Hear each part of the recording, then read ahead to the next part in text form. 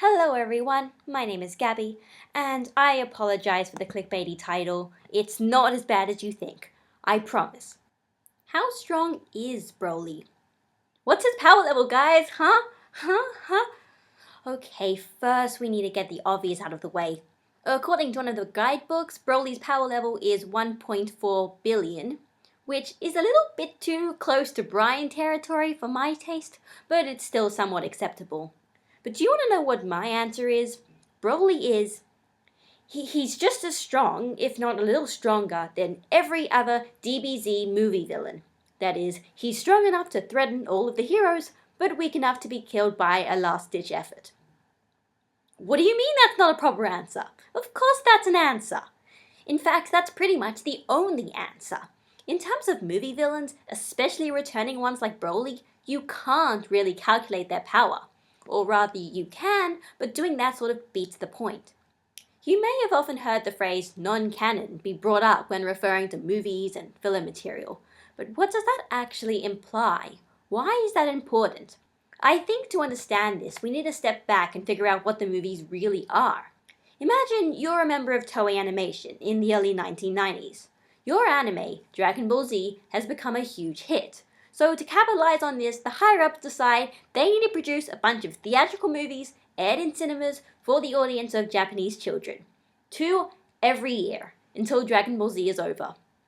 In all honesty, that sounds kind of tiring, doesn't it? These movies were a pure source of revenue for Toei Animation, much more consistent than television ratings and sponsorship.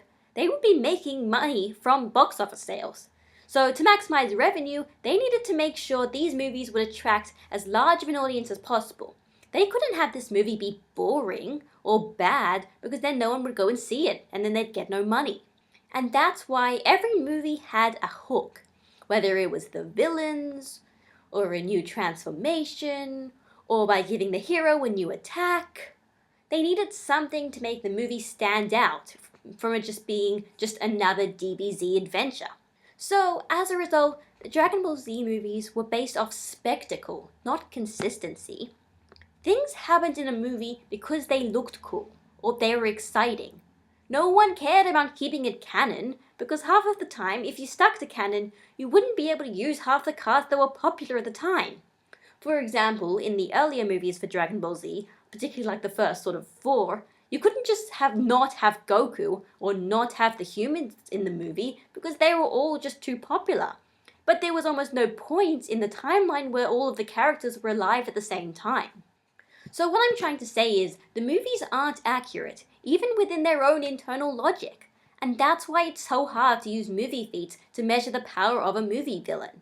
The writers at Toei didn't care about power levels when writing it. Not really. They cared about what would be an interesting and fun movie. They cared about making a villain that was a legitimate threat but could still be killed in the end. That was what Broly was. I really don't think anyone cared about how precisely powerful he was. He was just strong enough, and that was all that matters.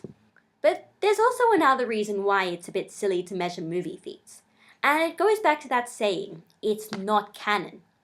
What does that mean? It just means it's not created by Akira Toriyama.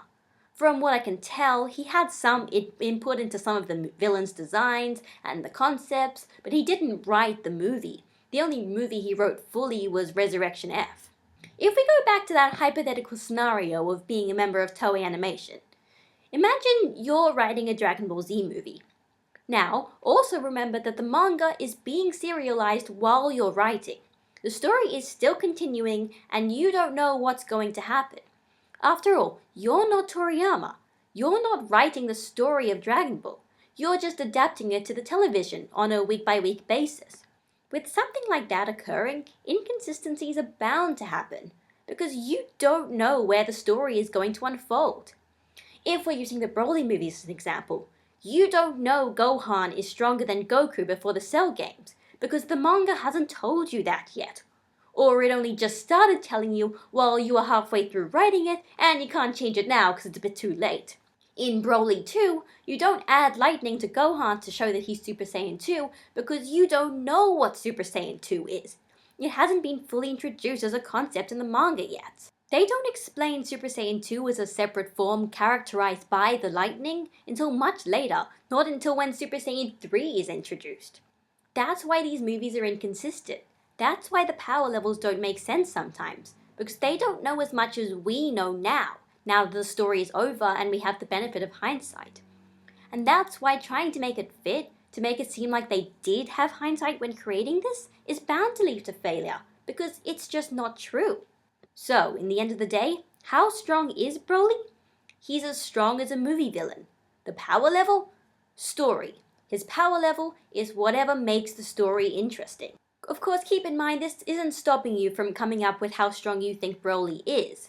You can always come up with ways to work around the inconsistencies in the movies, and a lot of people do that actually in general. So you can keep doing that if you want, but just keep this in mind that this is not really important. It can be important, but no one was thinking about this when they were writing it. So trying to believe that they did and trying to believe that they had an actual idea of how strong he is just going to lead to failure because it's not true. So I hope this video enlightened you guys a little as to why, the exact reason as to why trying to calculate something like Broly's power level is a bit ridiculous. Hopefully. That's just what I'm hoping when I'm making these videos. Anyway, this is Gabby signing out. Bye guys.